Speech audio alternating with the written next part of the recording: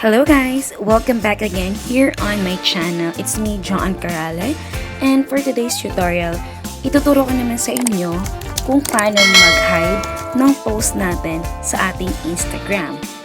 So, ang first natin gagawin is open natin yung Instagram app.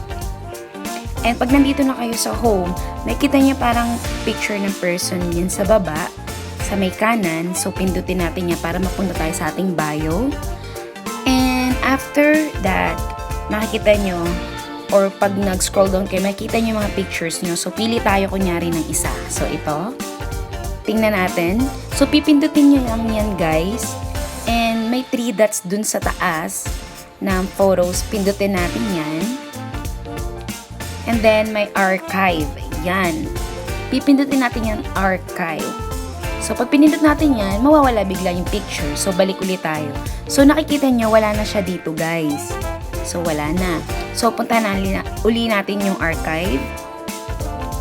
Okay, pindutin yung archive. So, sa taas may drop down. Click natin yung post kasi post naman yun, hindi naman yung stories.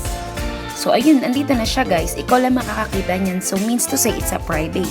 Pero pag gusto mo na siyang ibalik or i-post ulit dun sa iyong bio para makita ng tao, i-click mo lang uli yung 3 dots sa taas. And then, show on profile. So, yan.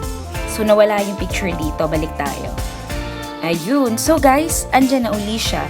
So, ganun lang, guys, kasimple kapag gusto mong mag-hide ng picture, post, or stories sa Instagram. So, that will be my video for today, guys. Thanks for watching and please don't forget to subscribe.